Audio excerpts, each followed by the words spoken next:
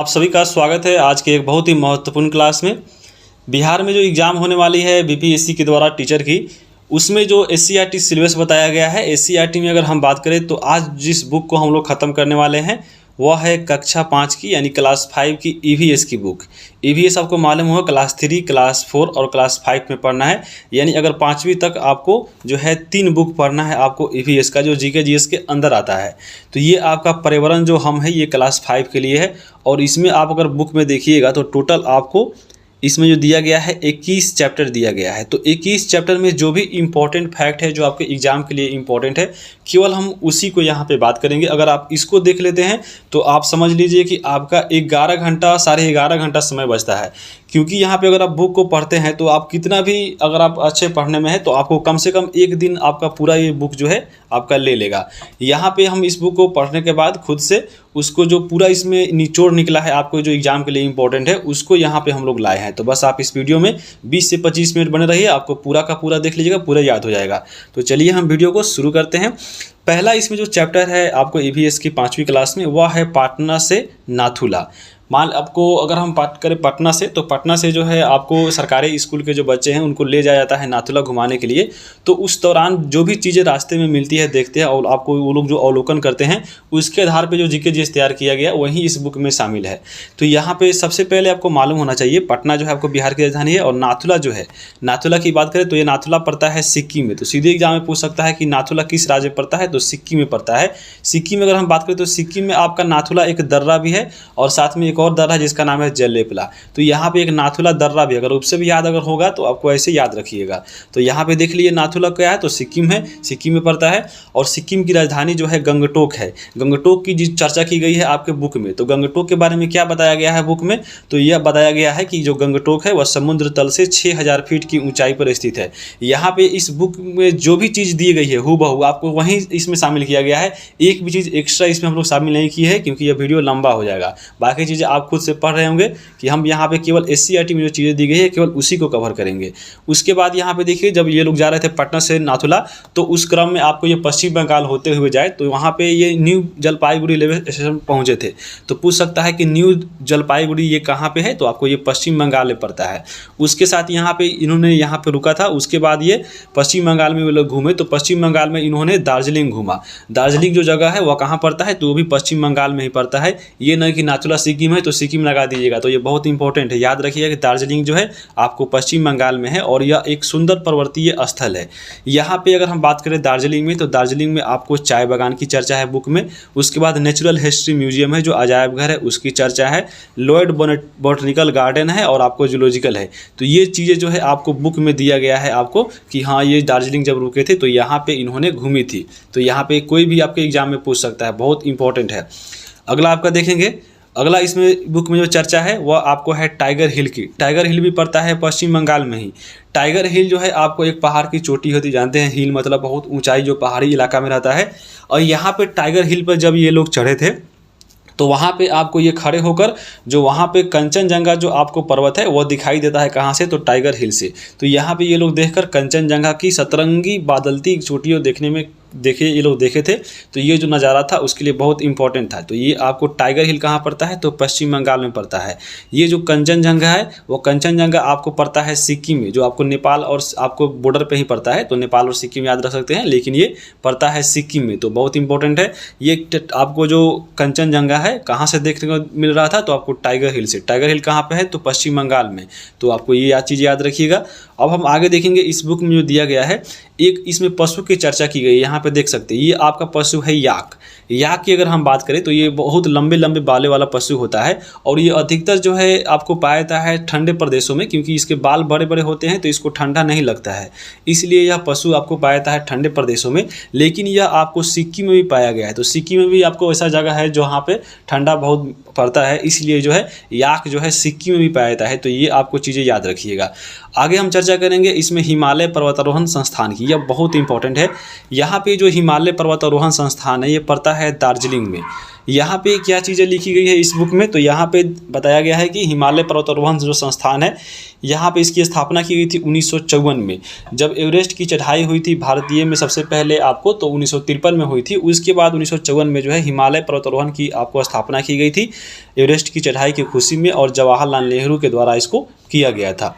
यहाँ पर तेंजिंग नॉर्गे की मूर्ति लगाई गई है। यहाँ पे आपको मालूम होगा तेंजिंग नॉर्गे और एडमंड हिलरी, ये दोनों का नाम साथ में सुने होंगे। तो ये दोनों जो व्यक्ति थे 1953 में एवरेस्ट की चढ़ाई की थी, उसी के यहाँ पे खुश होकर ही इसको स्थापना किया गया था। और यहाँ पे जो है तेंजिंग नॉर्गे की मूर्ति भी बनाई गई है, तो आपको याद रखिएगा। तेंजिंग जो नॉर्वे थे ये आपको इनका जन्म हुआ था तिब्बत में, तो तिब्बत में जन्म हुआ, लेकिन उसके बाद ये इनका जो बचपन जो बीता वो नेपाल में बीता था। फिर उसके बाद ये भारत में रहने लगे थे और बाद में भारत के निवासी ये बन गए थे। और निवासी बनने के बाद यहाँ पे जो ये हिमालय पर्वतारोहण संस्थान उस समय तो बना नहीं था, तो वहाँ पे जो पर्वत था वहाँ पे ये कुली का काम करते थे। और वहाँ पे कुली का काम जो है ये आपको 20 वर्ष की आयु तक वहाँ पे करते रहे। उसके बाद यहाँ पे भारत के निवासी बन गए थे, मूल निवासी। और यहाँ पे सीखते सीखते पर्वतों पे कैसे चढ़ा जाता है वहाँ पे सीख कर, और इन्होंने 1953 में तेंजिंग नॉर्गे और यहाँ पे एडमंड हिलेरी, यहाँ पे ये दोनों व्यक्ति जो है माउंट एवरेस्ट की चढ़ाई की थी। तो बहुत इंपॉर्टेंट है, सीधा पूछ सकता है कि आपको माउंट एवरेस्ट और एडमंड हिलेरी कब चढ़े थे, 1953 में। फिर चढ़ गए थे तो उसी से खुश होकर 1954 में हिमालय पर्वतारोहण की स्थापना की गई थी। यहाँ पे तेंजिंग जो नॉर्वे है, तेंजिंग नॉर्वे के सिरदार की उपाधि मिली थी। तो यहाँ पे याद रखिएगा सिरदार का मतलब क्या होता है। तो यहाँ पे सिरदार का मतलब होता है कि पर्वतों पर चढ़ने में पारंगत जो व्यक्ति होता है उसको दार्जिलिंग में है जो सिरदार के नाम से जाना जाता है। तो सिरदार की जो उपाधि मिली थी वह तेंजिंग नॉर्वे को भी मिली थी, तो यह भी इंपॉर्टेंट है। उसके बाद देखिए ये लोग माउंट एवरेस्ट पे चढ़े थे। तो माउंट एवरेस्ट के बारे में जो बुक में दिया गया है, जो बुक में दिया गया है हम केवल वहीं बात करेंगे। यहाँ पे बुक में दिया गया है क्या, यहाँ पे लिखा गया है कि यह जो माउंट एवरेस्ट है वह विश्व की सबसे ऊंची चोटी है, जिसकी ऊंचाई कितनी है, तो 8808 आपको 48 मीटर है। यहाँ पे आपको एग्जैक्ट याद रखना है जो आपके बुक में दिया गया है। कहीं कहीं आप देखिएगा किसी किसी बुक में 8850 भी दिया गया है, लेकिन यहाँ पे बुक में जो दिया गया है 8848 यही आपको लगाना है। यहाँ पे अगर हम बात करें एक बुक में बहुत इंपॉर्टेंट चीज़ दिया गया है, ये आपको याद रखिएगा कि हाल ही में बिहार की एक पर्वतारोही थी जिसकी नाम थी श्रीमती निरुपमा अग्रवाल। तो इन्होंने भी माउंट एवरेस्ट की चढ़ाई की थी, क्योंकि ये बिहार से थी और बिहार एग्जाम हो ले रहा है, तो बहुत इंपॉर्टेंट है। यहाँ पे पर्वतारोही जो है पहाड़ों पर जो चढ़ते हैं तो ये ऑक्सीजन भरा हुआ सिलेंडर लेके जाते हैं। तो ये सब चीज़ें जो है आपको यहाँ से याद रखना है। हिमालय पर्वतारोहण संस्थान ये कहाँ पे है, तो दार्जिलिंग में पड़ता है। उसके बाद हम बात करते हैं गंगटोक की। तो यहाँ पे क्योंकि ये वो लोग पश्चिम बंगाल घूमे, आपको सिक्किम में अब ये आ गए हैं। सिक्किम में आपको सिक्किम की राजधानी जो है गंगटोक है। तो गंगटोक के बारे में लिखा गया है कि यह सिक्किम की राजधानी है, समुद्र तल से 6000 फीट की ऊंचाई पर स्थित है। पहाड़ों के आपको जो ढलान होते हैं उसको काट कर ये जो शहर बसाया गया है, क्योंकि ये पहाड़ पे था। तो यहाँ पे जो गंगटोक है या आपको पहाड़ों को काट काट कर ये आपको बसाया गया है। और यहाँ पे गंगटोक में एक रोड की चर्चा की गई है आपके बुक में, और वह रोड है महात्मा गांधी रोड। यहाँ पे यह जो रोड था वह बहुत साफ़ सुथरा और फूलों से सुसज्जित था। तो यहाँ पे ये चीज़ें याद रखिएगा, सीधा पूछ सकता है कि महात्मा गांधी रोड जो है कहाँ पड़ता है, तो गंगटोक में पड़ता है। आगे चलेंगे, अगला आपका है सिक्किम के बारे में और चीज़ें। तो सिक्किम के बारे में जो बुक में बताई गई है कि सिक्किम की मुख्य नदी तीस्ता है। यहाँ पे सिक्किम में कौन कौन सी जनजातियाँ पाई जाती है, तो लोचमा, नेपाली और भूटिया। क्योंकि ये आपको नेपाल से आप बगल में ही है, तो यहाँ पे नेपाली भी मिलते हैं और भूटिया नेपाल में भी होते हैं, और ये सिक्किम में पाए जाते हैं। एक आपका लोचपा है जो बहुत इंपॉर्टेंट है, याद रखिएगा।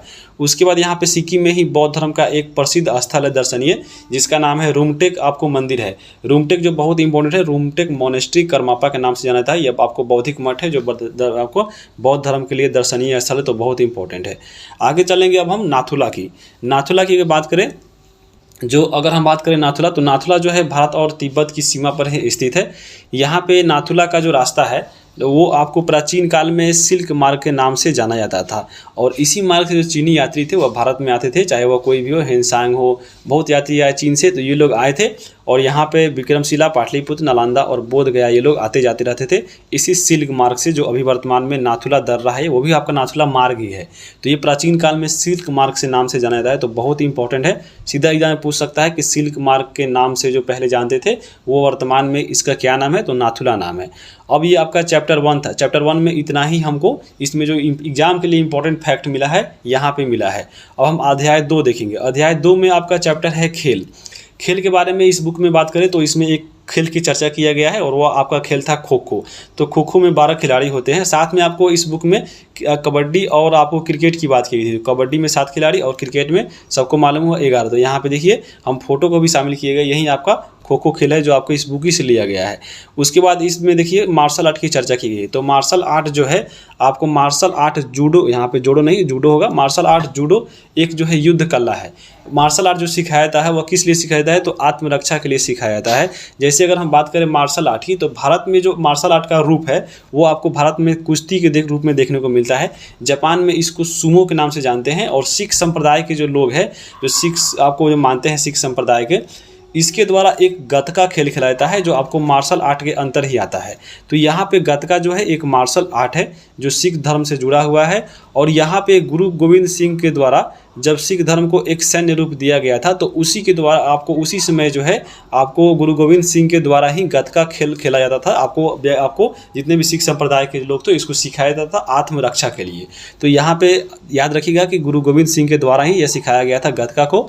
और उसी समय से गतका जो है आपका इनके लिए एक प्रसिद्ध जो है खेल बन गया था। और वर्तमान में जो गतका है वह गतका जो खेल है वह बैसाखी और गुरु गोविंद सिंह की जयंती पर प्रत्येक साल खेला जाता है। तो बहुत इंपॉर्टेंट है। और यहाँ पे हिंदू और मुस्लिम एक साथ लोग खेलते हैं। तो ये बहुत इंपॉर्टेंट याद रखिए। गतका कौन खेलते हैं, तो सिख संप्रदाय के लोग। आगे हम बात करेंगे अध्याय 3। अध्याय 3 जो है बीजों का बिखरना, आपको बुक इसमें दिया गया है चैप्टर बीजों का बिखरना। यहाँ पे देखिए कैसे कैसे बीज जो है बिखरते हैं और एक आपको दूसरे जगह फैल जाते हैं। तो यहाँ पे इस बुक में जो है यहाँ पे बीजों को बिखरना में आपके अध्यापक के द्वारा छात्रों को ले गया है घुमाने। और वो घुमाने ले गए थे कहाँ पे, तो जमुई में। जमुई में सिकंदरा प्रखंड में एक लचुआर गाँव है और वहाँ पर एक मंदिर था वर्धमान आपको महावीर स्वामी का। तो यहाँ पर ये लोग को बच्चों को ले गया था टीचरों के द्वारा घुमाने। और उसी क्रम में जो घटना घटी है इस बुक में दिया गया है। तो यहाँ पे आपको जो महावीर स्वामी की चर्चा है, तो पूछ सकता है महावीर स्वामी कौन थे, तो आपको जैन धर्म के 24वें तीर्थंकर थे। यहाँ पे अब देखिए बीज जो है कैसे कैसे बिखरते हैं। तो एक होता है चटक कर बिखरने वाला बीज। जैसे देखिएगा आपको खेत में जब जाते होंगे तो देखिएगा अगर आप सरसों के खेत देखिएगा, तो सरसों के जो खेत होता है देखिएगा जब सरसों पक जाता है तो उसमें पकने के बाद देखिएगा उसका जो बीज होता है उसमें जो उसका कवर होता है वो अपने आप फटने लगता है और उसमें से बीज निकलने लगता है। तो यहाँ पे उसको बोलते हैं चटक कर बीज। तो यहाँ पे यह चटक गया क्योंकि तो यहाँ पे कुछ पौधे ऐसे होते हैं जिसका फलिया जो है सूख कर फटने के बाद यहाँ पे बिखर जाते हैं, तो उसको चटक कर बिखरने वाला बीज बोलते हैं। तो यहाँ पे जैसे देख सकते हैं ये जो है आपका जो है ये आपका गुलमेहदी का पेड़ है और यहाँ पे देखिए ये सूख गया है इसका बीज, तो ये चटक कर नीचे गिर गया है। तो आपको ये चटक कर बिखरने वाला बीज हो गया। तो एग्जाम में आपको ऑप्शन दे सकता है या सीधे पूछ सकता है कि चटक कर बिखरने वाला इसमें बीज कौन है, ऑप्शन दे देगा। तो याद रखिएगा सरसों, हरसिंगार और गुलमेहदी, ये 3 आपका जो है बुक में दिया गया था एग्जाम्पल। तो यहाँ पे शामिल किया गया है और इसमें आप फोटो भी देख सकते हैं। दूसरा इसमें है हवा में उड़ने वाला बीज। देखिए हवा में बीज भी उड़ जाता है। मान लीजिए जो बीज हल्का है, जैसे ये हल्का फुल्का बीज होता है, जैसे कपास का बीज है, देखिएगा हवा जब तेज चलती है तो यहाँ पे कपास के जो बीज है हल्का होने की वजह से उड़ जाता है, इसलिए इसको हवा में उड़ने वाला बीज बोलते हैं। तो ये आपको हवा में बीज वाला का एग्जाम्पल याद रखिएगा, एग्जाम में पूछेगा। उसके बाद है पानी में तैरकर आपको बिखरने वाला बीज। तो यहाँ पे पानी में तैरकर कौन कौन बिखरता है, तो यहाँ पे देखिए कमल और कुमुदनी के फूल। जैसे देखिए ये कमल का फूल है, देखिए कमल का फूल जो है आपको पानी में रहता है। तो यहाँ पे ये जो है इसका जो फूल है, ये जो इसका जो बीज है जो रहता है यहाँ पे आपको, तो बीज जो है इसके बिखर जाता है पानी में, इसलिए इसको पानी में तैरने वाला बीज बोलते हैं। जानवरों की सवारी करने वाला बीज कौन कौन होता है, तो यहाँ पे इसका मतलब हुआ कि जानवर देखिएगा जैसे आप गाँव में पहले जैसे हम देखते थे कि जो बकरी जो जाते थे लोग चराने, तो देखिएगा बकरी के शरीर में देखिएगा एक आपका जो लपटा होता है, जो झपटा होता है, उसको हम लोग यहाँ पे अठैल या कुछ बोलते थे। तो उसको देखिएगा बकरी के शरीर में आपको वो सट के आ जाता था बाल में और वो जल्दी छोड़ता नहीं था। तो वहाँ पे छोड़ा कर जो लड़का लोग है उसको केस में मारता था लड़का लड़की को, तो बहुत वो नहीं निकलता था जल्दी। तो वहीं आपका है कि जानवरों की सवारी करने वाला बीज जानवरों के शरीर से चिपक कर या बिखर जाता है। और यहाँ पे एग्जाम्पल है गोखुर का बीज। तो यहाँ पे जैसे देख सकते हैं अभी वर्तमान में भी ये गाँव में मिलता है आपको। उसके बाद है पक्षियों के द्वारा बिखरने वाला बीज, यानी जो पक्षियों से बिखरता है। जैसे आपको पीपल, बरगद, अमरूद के देखिएगा पेड़ पे जो पक्षी होते हैं, यहाँ पे आपको पीपल का देखिएगा खाते हैं जो उसमें का जो बीज रहता है, या बरगद का या अमरूद का, और खाने के बाद इधर उधर घूमते हैं। तो उसके द्वारा पक्षियों के द्वारा जो है यहाँ पे पीपल और बरगद और अमरूद के जो है बीज बिखरते हैं। तो यहाँ पे एग्जाम्पल आपको एग्जाम में देगा कि हाँ इसमें से बताइए कि कौन बीज जो है आपको पक्षियों के द्वारा बिखरने वाला है, या जानवरों के द्वारा, या हवा में उड़ने वाला है। तो यहाँ पे आप इतना याद रखिएगा इस आपको किताब से। अब हम आगे बात करेंगे अध्याय 4। अध्याय 4 में जो है बुक दिया गया है मेरा बगीचा, और बगीचा में आपको कौन कौन से पौधे हैं यही इसी की पहचान बताई गई। जैसे आपको दे देगा किसी का आपका चित्र, बोलेगा ये किसका है, तो यहाँ पे इसमें ज़्यादा इंपॉर्टेंट पॉइंट नहीं था। इसमें बबूल और कैक्टस की चर्चा की गई थी, और बबूल और कैक्टस जो होते हैं वह मरुभूमि में उगाया जाता है। उसके बाद एक बहुत इंपॉर्टेंट इसमें मिलेगा था हर्बेरियम। ये हर्बेरियम क्या होता है, तो यह एक वनस्पति संग्रहालय की तरह होता है जिसमें अनेक प्रकार के पेड़ पौधे को संग्रहित किया जाता है, उसी को बोला जाता है हर्बेरियम। तो हर्बेरियम की बातें लिखी गई थी। उसके बाद अध्याय 5 है। अध्याय 5 में अगर हम बात करें तो इसमें बहुत इंपॉर्टेंट है। अध्याय 5 में ऐतिहासिक स्मारक चैप्टर है, और इसमें नालंदा विश्वविद्यालय के बारे में चर्चा है। अब इस बुक में देखिए नालंदा विश्वविद्यालय के बारे में क्या क्या लिखा गया है, चलिए उसको देखते हैं। तो नालंदा विश्वविद्यालय की बात करें तो यह संसार का प्रथम आवासीय विश्वविद्यालय है, तो बहुत इंपॉर्टेंट है। आवासीय मतलब क्या होता है, आवासीय मतलब रहने पीने खाने वाला, उसी में रहिए उसी में पढ़िए। तो यहाँ पे संसार का प्रथम यह आवासीय विश्वविद्यालय है जिसका नाम है नालंदा विश्वविद्यालय। नालंदा विश्वविद्यालय को बनाया था कौन था, तो कुमारगुप्त ने, और ये 5वीं सदी में बना था। इसमें अगर हम बात करें तो नालंदा विश्वविद्यालय में 10,000 छात्र पढ़ते थे, और 2,000 से ज़्यादा लोग इसमें जो शिक्षक थे। यहाँ पे अगर हम बात करें तो इस विद्यालय में जापान, कोरिया, चीन, तिब्बत, इंडोनेशिया, तुर्की देशों से भी यहाँ लोग पढ़ने और पढ़ाने आते थे। चीनी यात्री हेनसांग का नाम सुने होंगे, ये भी आकर यहाँ पढ़े थे और खुद पढ़ाए भी थे। यहाँ पे अगर हम बात करें विद्यालय में, तो ऐसा माना जाता है कि इस विद्यालय में आपको एडमिशन के लिए पहले इसमें टेस्ट लिया जाता था, फिर इसमें एडमिशन लिया आपको होता था। तो यहाँ पे ये भी चीज़ें देख सकते हैं।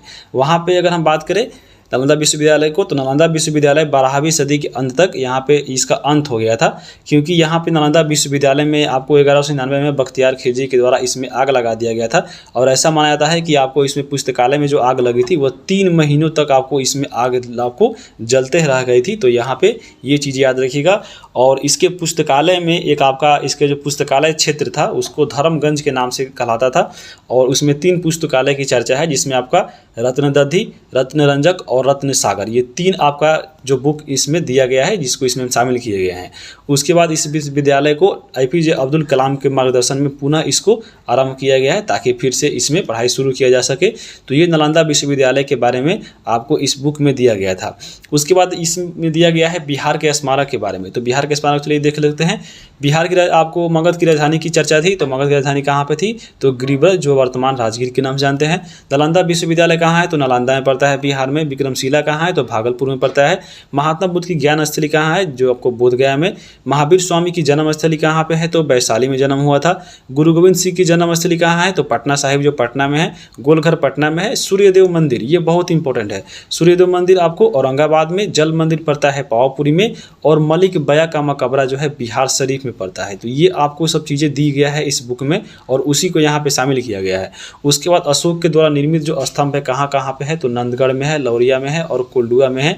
ये बातें बताई गई है। और अशोक द्वारा निर्मित मोतिहारी के जो केसरिया है, केसरिया जो आपका स्तूप है वह केसरिया स्तूप बौद्ध के लिए है, और विश्व का सबसे ऊंचा और यह आपका सबसे बड़ा जो है स्तूप है। यहाँ पे बाघ नहीं स्तूप होगा, तो इसको याद रखिएगा। केसरिया का जो स्तूप है वह विश्व का सबसे ऊंचा और सबसे बड़ा स्तूप है, तो ये आपको याद रखिएगा। आगे हम बात करेंगे अध्याय 6 का। अध्याय 6 है सिंचाई। सिंचाई के द्वारा अगर हम बात करें तो इसमें लिखा गया है कि निश्चित अंतराल पर खेतों के विभिन्न साधनों के द्वारा पानी उपलब्ध कराना ही सिंचाई कहलाता है। इसमें बताया गया था कि परंपरागत यानी आपको पहले जो लोग सिंचाई के खेती करते थे उसमें कौन कौन सा चीज़ उसमें आती थी, तो यहाँ पे नदी तालाब हो गए और कुआं हो गए। यहाँ पे कोर्स नहीं कुआं होगा, उससे सिंचाई करते थे। आधुनिक में अगर हम देखें तो आधुनिक सिंचाई के साधन कौन कौन है, तो आपको नलकूप है। उसके बाद हम बात करें ज़्यादा सिंचाई आपको वाले पौधे कौन कौन होते हैं जिसमें आपको ज़्यादा सिंचाई करना पड़ता है, तो वह होता है खरीफ फसल। खरीफ फसल की अगर हम बात करें तो क्योंकि ये गर्मी में बोया जाता है जून जुलाई में, इसलिए इसमें जो है ज़्यादा सिंचाई की जरूरत पड़ती है। जैसे वर्तमान में देख लीजिए अभी धान का देख रहे हैं, बारिश नहीं हो रहा है तो धान में जो है वह खरीफ फसल है और उसमें ज़्यादा पानी लगता है, तो इसलिए ज़्यादा सिंचाई वाले पौधे हो गए कौन, तो धान हो गए। तो यहाँ पे इसके लिए ट्रिक याद रखिएगा, और यहाँ पे इसी को बोलते हैं खरीफ फसल। तो खरीफ फसल के लिए ट्रिक है धान खरी अम्मा बजाती है गाना, इतना याद रख सकते हैं। तो आपको जितने खरीफ फसल है जिसमें ज़्यादा पानी यूज होता है तो उसको याद रख सकते हैं। तो यहाँ पे देखिए धान से एक खुद हो गया धान, खरीफ से याद रखिएगा खरीफ फसल। अम्मा की अगर हम बात करें तो अ से अरहर, म से आपको मकई हो जाएगा, फिर ब से बाजरा, ती से तिलहन और ग से गन्ना। तो ये आपको जो आपका जो है ये आपका खरीफ फसल है जो आपको ज़्यादा सिंचाई वाला लगता है। और ये सब देखिएगा, ये जो आपका जो फसल है ये जून जुलाई में इसको बोया जाता है और फिर इसको काट लिया जाता है सितंबर अक्टूबर में। उसके बाद एक और आता है कम पानी सिंचाई वाले पौधे, और यहाँ पे उसको बोला जाता है रबी फसल। आपको जैसे बुक में दिया गया है हूबहू यहाँ पे वैसा ही लिखा जा रहा है, तो यहाँ पे ये सब चीज़ें याद रखिएगा।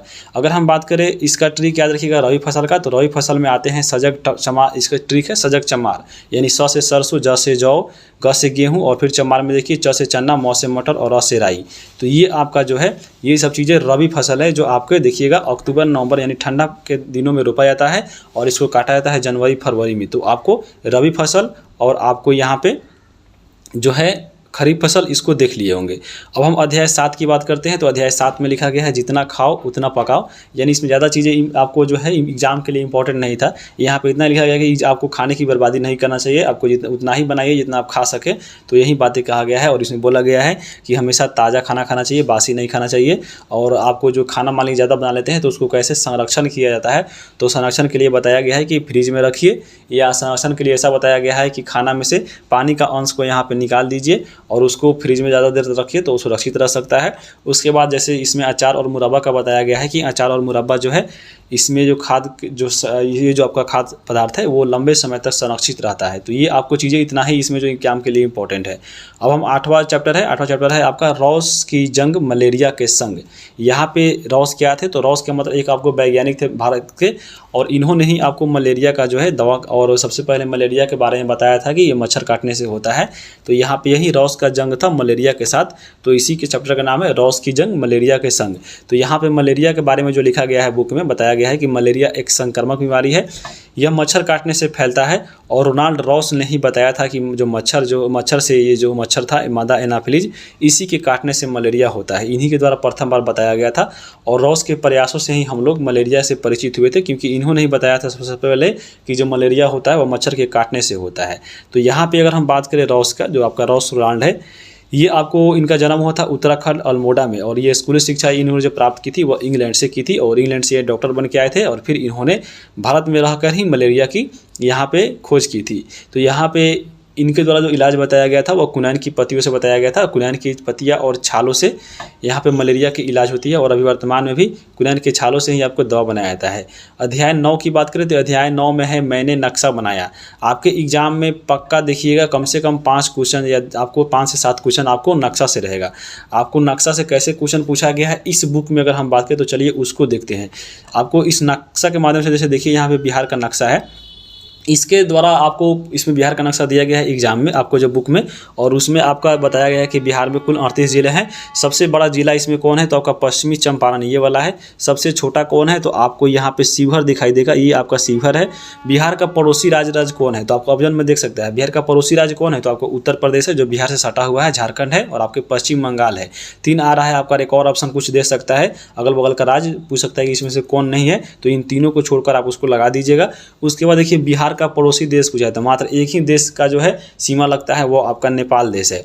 तो ऐसे ऐसे क्वेश्चन जो है आपको एग्जाम में पूछेगा। ये सब चीज़ें आपको इस बुक में दिया गया है जो हम इसमें शामिल किए हैं, बाकी आप इसमें खुद देख सकते हैं। जैसे आपका पूछा गया है कि वैशाली के पूर्व में कौन जिला है, तो आपको यहाँ पे मालूम होना चाहिए कि हाँ मैप के बारे में वैशाली कहाँ है। तो यहाँ पे देखिएगा जब वैशाली, तो आपको पूछा गया है वैशाली के पूर्व में कौन है, तो यहाँ पे आप ऑप्शन देखिए कहाँ पे है वैशाली और आपको उसके पूर्व में कौन है, तो यहाँ पे ऐसे लगा सकते हैं। जैसे जहानाबाद के दक्षिण में कौन है, तो यहाँ पे अगर देखिएगा ये आपका जहानाबाद है और जहानाबाद के दक्षिण में गया पड़ रहा है, तो आपको यहाँ पे गया आंसर होगा। तो उसके लिए आपको मैप का जानकारी होना चाहिए, तभी आप इस तरह का क्वेश्चन बना सकते हैं। और यहाँ पर दिया गया है तो आपको समझ लीजिए कि वैसा ही पूछेगा। जैसे बिहार के बारे में कुछ ये एक्स्ट्रा जानकारी अगर हम बात करें जो बुक में नहीं दिया गया है, तो यहाँ पे बिहार का क्षेत्रफल याद रखिएगा, जैसे 94,163 वर्ग किलोमीटर है। ग्रामीण क्षेत्रफल कितना है, नगरीय कितना है, या कुल आबादी कितना है, तो आपको यहाँ पे अंक याद रखना है पूरा का पूरा सेम। उसके बाद यहाँ पे जनसंख्या जो है देश का कितना कुल जनसंख्या का भारत बिहार में कितना है, तो 8.6% है। लिंगानुपात कितना है, बहुत इंपॉर्टेंट है, 918 है, यानी आपको 1000 स्त्रियों पे 918 पुरुष है। और यहाँ पे जनसंख्या घनत्व आपको 1106 है, यानी आपको 1 किलोमीटर में 1106 व्यक्ति रहते हैं। परमंडल कितने हैं, तो 9 है। अनुमंडल कितने हैं, तो आपको 38 है। नया जो इसमें आपको जिला आपको 38 है, और इसमें सबसे नवीनतम जो जिला है 38वां जिला वो आपका अरवल बना है। तो ये बहुत इंपॉर्टेंट है। आपको इसमें अनुमंडल 101 है, प्रखंड आपको 534, साक्षरता दर बिहार का कितना है तो 61.8%। इसमें ये सब चीज़ें आपको बिहार के बारे में जो सामान्य जानकारी है, तो आपको मैप से क्वेश्चन पक्का पूछेगा, तो आपको ये सब चीज़ें मैप से थोड़ा याद रखिएगा। अब हम बात करेंगे अध्याय 10 की। अध्याय 10 में अगर हम बात करें तो हमारी फसलें और हमारा खान पान चैप्टर है। यहाँ पे ऐसा बताया गया कि कौन सा फसल है और कैसा चीज़ खाना चाहिए, इसी की चर्चा है। तो जैसे यहाँ पे जो इंपॉर्टेंट है एग्जाम के लिए वही हम कवर करेंगे। यहाँ पे बरसात में उगाई जाने वाली फसल कौन कौन है, तो आपको खरीफ फसल अभी बताए हैं, इसका ट्रिक धान खरी अम्मा बजाती है गन्ना, तो यहाँ पे उसका ट्रिक देख लिए थे। उसके बाद सर्दी में उगाई जाने वाली फसल कौन होते हैं, रबी फसल सजग चमार था, तो आपको यानी ठंडा में उगाई जाने वाली रबी फसल होती है, और गर्मी में उगाई जाती है खरीफ फसल। तो आपको दोनों याद रखिएगा। एक और आपका फसल इसमें चर्चा दिया गया है वो है जायद फसल का। तो गर्मी में उगाई जाने वाली फसल एक और होती है जिसको बोला जाता है जायद फसल। जायद फसल इसलिए लोग उगाते हैं कि आपको इसको उपजाकर उसको बेचकर पैसे प्राप्ति के लिए। जैसे यहाँ पे तरबूज देख लीजिए, खीरा, ककड़ी और ये सूर्यमुखी, ये सब है जायद फल। तो आपको जायद फल याद रखिएगा। तो यहाँ पे देखिए आपको बुक में ऐसा ही आपको दिया गया है कार्य। इसमें आपको बुक भरने के लिए अभ्यास जो दिया गया है, एक तरफ आपका भोज्य पदार्थ और यहाँ पे वह किस स्थल के लिए इसमें जाना गया है। जो बुक में अगर हम बात करें जो दिया गया है उसी की चर्चा यहाँ पे करेंगे। इसमें दिया गया था खाखरा दाल, ये आपको गुजरात में खाया जाता है। इडली डोसा आपको मालूम होगा दक्षिण भारत में। पाव भाजी कहाँ मिलता है तो मुंबई में मिलता है। लिट्टी चोखा बिहार का फेमस है। मछली चावल बंगाल में। तो ये आपको मिलाने के लिए भी एग्जाम में दे सकता है। अब हम बात करेंगे आगे। आपको मैप के माध्यम से देखिए एक और चीज़ें दी गई थी इस बुक में, यहाँ पे आप देख सकते हैं। और यहाँ पे देखिए ये आपको दिया गया था संकेत, जैसे बिहार का पूरा इसमें आपका जिला है और इसमें संकेत दिया गया है कि कौन कौन से इसमें जो पदार्थ है वो किस राज्य में आपको ज़्यादा मिलते हैं। तो यहाँ पे जैसे आप देख सकते हैं इसके माध्यम से जो क्वेश्चन इसमें आपको दिया गया है, जैसे आपको इसमें दिया गया है जैसे जिला का नाम और प्रमुख फसलें। तो यहाँ पे अगर हम बात करें केला के उत्पादन में जो सबसे आपको बिहार में अगर हम बात करें तो सबसे जो ज़्यादा उत्पादन करता है वह करता है वैशाली। उसी प्रकार अगर हम बात करें इसमें धान का, तो धान सबसे ज़्यादा आपको भागलपुर में होता है। प्याज की बात करें तो लखीसराय और जमुई में होता है, और चना जो है मधेपुरा में होता है। तो यह बहुत इंपॉर्टेंट है, यहाँ से याद रखिएगा, सीधा पूछ सकता है एग्जाम में। अब हम बात करेंगे 11 अध्याय। 11 अध्याय में दिया गया है जंतु जगत सुरक्षा संरक्षण। तो इस अध्याय की इंपॉर्टेंट फैक्ट की बात की जाए तो इसमें दिया गया है कि सपेरा अपनी जीविका चलाने के लिए क्या करता है। तो सपेरा क्या करता है, सपेरा सांप पालता है और उसी के माध्यम से वह आजीविका चलाता है। उसी प्रकार मछुआरा की बात करें तो मछुआरा जो है जीविका चलाने के लिए मछली पालकर उसको मारता है, और मछली मारते हुए भी यहाँ पे ये आपको अपना जीविका चलाता है। उसके अलावा जो अब यहाँ पे बहुत इंपॉर्टेंट है, ये चीज़ें याद रखनी है। यहाँ पे जंगली जानवरों को सुरक्षा देने तो सरकार ने जंगल के विशेष जगहों को यानी यहाँ पे स्थानों को अभयारण्य का रूप दिया है। उसमें अगर हम बात करें बिहार में अभयारण्य की, तो बिहार में आपका एक पश्चिमी चंपारण है बहुत इंपॉर्टेंट फेमस, आपके वाल्मीकि अभयारण्य जो है फेमस है, और इसे आपके बाघ संरक्षण के लिए इंपॉर्टेंट है। उसके बाद हम बात करें अगला बेगूसराय में भी है, लेकिन आपको पश्चिमी चंपारण वाला वाल्मीकि वाला याद रखिएगा। उसके बाद इस बुक में दिया गया था आपके 2 जानवर का, और यहाँ पे ये जंगलों से लगभग विलुप्त हो चुका है, और वो जानवर आपका है तेंदुआ और आपके गुलाबी सिर वाला बतख। तो ये आपको याद रखिएगा कि तेंदुआ और गुलाबी सिर वाला यहाँ पे जो बतख है वह जंगलों से लगभग खत्म हो चुका है। तो आपके एग्जाम में सीधा पूछ सकता है कि कौन आपको जंगलों से विलुप्त होने के कगार पे है या हो चुका है, तो वह तेंदुआ और गुलाबी सिर वाला बतख है। उसके बाद इस चैप्टर में आपको एक जनजाति की चर्चा की गई है, और वह आपका है बिश्नोई जनजाति। बिश्नोई जनजाति होती है वह राजस्थान की होती है, बहुत इंपॉर्टेंट है। बिश्नोई का अर्थ होता है 29, क्योंकि आपको 29 व्यक्तियों ने मिलकर ही यहीं आपके बिश्नोई जनजाति ने मिलकर प्रकृति की रक्षा की थी, और यह आपका नियम निकाला था। इसलिए आपको बिश्नोई का अर्थ जो है वह 29 लगाया जाता है। ये जो आपके बिश्नोई जनजाति है वह ये आपको प्रकृति प्रेमी होते हैं। ये आपको प्रकृति की रक्षा करते हैं और दूसरों को देखते हैं अगर हाँ कि ये प्रकृति की हानि कर रहा है तो उसको ये समझाते भी है। तो यहाँ पे बिश्नोई जनजाति के बारे में याद रखिएगा कि ये कहाँ के हैं, तो राजस्थान के हैं, और यह लोग जंतुओं का शिकार न करने देते हैं, न खुद करते हैं। तो ये आपको याद रखिएगा बिश्नोई जनजाति कहाँ के हैं, तो राजस्थान के हैं। उसके बाद अगला चैप्टर है 12 नंबर। इसमें लिखा गया है मान गए लोहा। मान गए लोहा का मतलब यहाँ पे क्या है, तो लोहा मानना यानी आपको होता है कि कठिन से कठिन काम करने की जो क्षमता है उसको मानना। यानी आपको अगर हम बात करें मान गए लोहा चैप्टर में, आपको इसमें ज़्यादा करके विकलांग व्यक्तियों की चर्चा की गई है। यानी विकलांग होते हुए भी बहुत सारे लोग काम किए जा सकते हैं, यानी लोहा मनवा सकते हैं, तो इसकी चर्चा है। यानी आपको केवल विकलांग के बारे में इसमें दिया गया है। तो यहाँ पे विश्व विकलांग दिवस कब मनाया जाता है, तो यहाँ पे 3 दिसंबर को जो है आपको मनाया जाता है। कौन सा, तो आपको विकलांग दिवस। तो ये आपको चीज़ें दी गई थी। उसके अलावा यहाँ पे ब्रेल लिपि की चर्चा की गई थी। आपको मालूम होगा ये जो ब्रेल लिपि होता है इसमें आपको जितने भी नेत्रहीन व्यक्ति होते हैं इसके माध्यम से पढ़ते हैं। तो ब्रेल लिपि जो होता है एक आपको आयताकार जो है यहाँ पे सेलेक्ट होता है। इसमें आपको 6 बिंदु दिए जाते हैं आपको, और वही 6 जो बिंदु है आपको यह उभरा हुआ रहता है। और वही उभरा हुआ देख कर अगर हम बात करें, जैसे यहाँ पे आप देख सकते हैं ये जो आपके 6 बिंदु है आयताकार प्लेट पर, इसमें 6 बिंदु डॉट दिया रहता है और उसको छूकर यानी महसूस करके आपको नेत्रहीन बच्चे इसके माध्यम से पढ़ते हैं। और यही ब्रेल लिपि होता है जो नेत्रहीन बच्चों के लिए दिया जाता है। और ब्रेल लिपि कब मनाया जाता है? तो ब्रेल लिपि आपको 4 जनवरी को मनाया जाता है।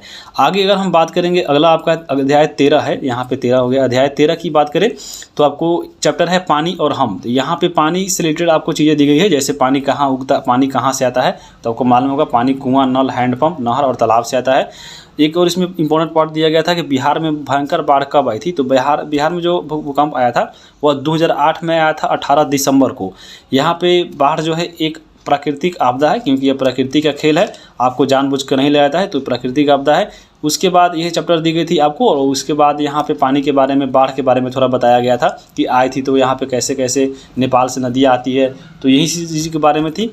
ज़्यादा आपको इसमें इंपॉर्टेंट चीज़ नहीं था जो आपको एग्जाम के लिए था। उसके बाद इसमें है अध्याय 14। अध्याय 14 में दिया गया है सूरज एक काम अनेक। तो यहाँ पे इस चैप्टर में सौर ऊर्जा के बारे में दिया गया है। सौर ऊर्जा क्या होता है? तो सूर्य की शक्ति को कई तरह से प्रयोग में लाते हैं, जिसे सौर ऊर्जा कहते हैं। सौर कुकर द्वारा सूर्य के ताप से खाना बनाया जाता है, तो मालूम होगा आपको कि सौर कुकर आ गया है। यहाँ पे इस बुक में सौर ऊर्जा का उपयोग दिया गया है, चलिए हम उसको देखते हैं। तो सौर ऊर्जा का उपयोग कहाँ कहाँ होता है? जैसे खाना बनाने में अभी आप देखे हैं, उसके बाद लाइट जलाने में, आप देखते होंगे गाँव में, देखिए यहाँ पे लाइट जलाने में ऐसे आपके सौर ऊर्जा का प्रयोग होता है। उसके बाद सौर ऊर्जा से मोटर गाड़ियाँ भी चलती है। उसके बाद बिजली जलाने में भी प्रयोग होता है। उसके साथ कृत्रिम उपग्रह भी इसके द्वारा प्रयोग किया जाता है। और साथ में अगर हम बात करें तो आपको रेलगाड़ी चलाने पर भी काम किया जा रहा है सौर ऊर्जा से, तो आपको यह बहुत इंपॉर्टेंट है, सौर ऊर्जा का उपयोग याद रखिएगा। उसके बाद यहाँ पे सौर कुकर के बारे में इस बुक में दिया गया है। सौर कुकर की बात करें तो आपको सौर कुकर यहाँ पे आप देख सकते हैं, फिगर भी दिया गया था बुक में। तो यहाँ पे सौर कुकर की दीवारें और जो इसके जो पेंदी होती है उसको काले रंग से आपको पेंट किया जाता है। काले रंग से पेंट करके यहाँ पे इसके ऊपरी जो ढक्कन होता है वह पारदर्शी होता है, यानी आपको ये शीशा का होता है, आर पर दिखने वाला होता है।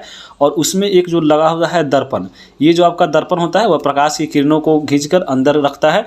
और यहाँ पे इसी चीज़ को प्रकाश जब यहाँ पे पड़ती है तो यहाँ पे इसके डिब्बे में जो आप देख रहे होंगे यहाँ पे 4 डब्बे हैं। ये चारों डब्बा आपका एल्युमिनियम का होता है और इसी में खाना रख दिया जाता है। और आपको सूर्य की ऊर्जा से पड़ती है किरण, उसी के माध्यम से जो है यह खाना पक जाता है। तो ये आपका सौर कुकर है। तो आपको सूर्य कुकर के बारे में याद रखिएगा, इसका पेंदी काले रंग से इसमें पारदर्शी होता है और आपको ये एल्युमिनियम का डिब्बे में खाना रख के इसमें पकाया जाता है। तो आगे हम देखेंगे, अगला आपका है अध्याय 15। अध्याय 15 में है हमारा जंगल। हमारा जंगल में अगर हम बात करें तो इसमें एक राष्ट्रीय उद्यान की चर्चा है। वाल्मीकि राष्ट्रीय उद्यान पड़ता है कहाँ पे? तो पश्चिम बंगाल में। यह एक वन्य जीव अभ्यारण्य है। यहाँ पे यह मुख्य रूप से बाघ संरक्षण किया जाता है। मतलब यहाँ पे देखिए एक बात हो रही है अभ्यारण्य की।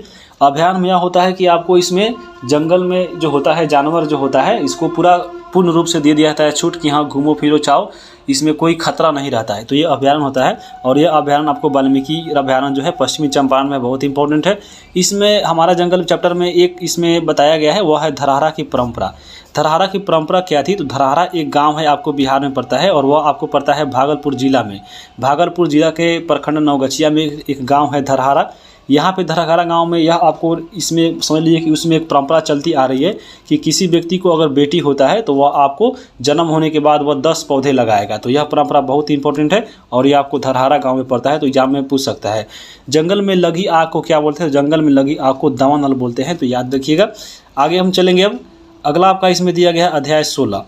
अध्याय 16 में है चलो सर्वे करें। तो यहाँ पे कुछ चीज़ें नहीं दी गई है, जैसे आपका इसमें सर्वे करो के बारे में कुछ चीज़ें दी गई है। जैसे आपको बताया गया कि लकड़ी का प्रयोग कहाँ होता है, कहाँ से प्राप्त होता है, केरोसिन तेल का उपयोग कहाँ कहाँ होता है, पेट्रोल का कहाँ होता है।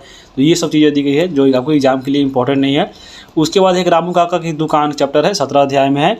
और इसमें आपको दुकान में जैसे चीज़ें जो मिलती है, देखिए जैसे यहाँ पे फोटो दे दिया गया है, ये सब दुकान मिलता है। और ऐसे पूछा गया है कि हाँ कैंची का प्रयोग कहाँ होगा, हथौड़ी का प्रयोग कहाँ करते हैं, तो पिलास का कहाँ करते हैं। तो ये सब चीज़ें आपको एग्जाम में पूछेगा नहीं। आगे हम 18 अभ्यास की बात करें तो 18 में है आवास। आवास की बात करें तो यही आपका आवास में क्या क्या प्रयोग होता है, आपको छड़ ईंट ये सब चीज़ें बताई गई है। और आवास आपको शहर का आवास कैसे होता है, गांव का आवास कैसे होता है, इसके बारे में डिफरेंट चीज़ें हैं। तो ये सब भी आपके एग्जाम के लिए इंपॉर्टेंट कुछ उसमें था नहीं फैक्ट। उसके बाद तरह तरह के व्यवसाय के बारे में, जैसे आपको मछली पालन हो गया, आपको चाक चलाने वाला हो गया, दुकानदार हो गया, ये सब व्यवसाय दिया गया था जो इंपॉर्टेंट नहीं था आपके एग्जाम में, एक भी फैक्ट उसमें शामिल नहीं किया गया था। तो यहाँ पे उसमें हम शामिल नहीं किए हैं। उसी प्रकार यहाँ पे देखिए एक है चैप्टर था रायपुर वाले चाचा की शादी। इस शादी में क्या होता है, तो आपको जो शादी रहता है उसका आपको अलग से चाचा चाची फूआ फूफ आपको सब आती है, मामा मामी, और उसी के रिलेशन के बारे में यहाँ बताया गया है। तो ये आपको चैप्टर, इसमें भी कोई फैक्ट ज़्यादा चीज़ नहीं थी। उसके बाद लक्की जब बीमार पड़ा, तो यहाँ पे एक नाम आपको लक्की नाम का लड़का था, वो बीमार पड़ जाता है। तो बीमारी से सुरक्षा कैसे कैसे मिलती है, आपको ये बेसिक जानकारी थी जो आपके इसमें एक भी ऐसा इंपॉर्टेंट पॉइंट नहीं था जो एग्जाम के लिए इंपॉर्टेंट था, तो उसको यहाँ पे शामिल नहीं किया गया है। तो यहाँ पे देखिए टोटल आपका 21 जो चैप्टर है इसके बारे में हम लोग जान चुके हैं। और अगर आप पढ़ते खुद से तो आपको समझ लीजिए कि पूरा कम से कम 1 दिन लगता, लेकिन आपको यहाँ पे आधा घंटे के अंदर ये पूरा कवर हो चुका है। वीडियो कैसा लगा है कमेंट करके ज़रूर बताइए। यहाँ पे अगर हम बता दें आपको, ये जो हम लोग पढ़ रहे हैं बुक, आपको ये बीपीएससी टीचर के लिए, आपको इसमें अगर हम बात करें 8वीं क्लास तक, तो 8वीं क्लास तक आपको टोटल 15 बुक पढ़ना है।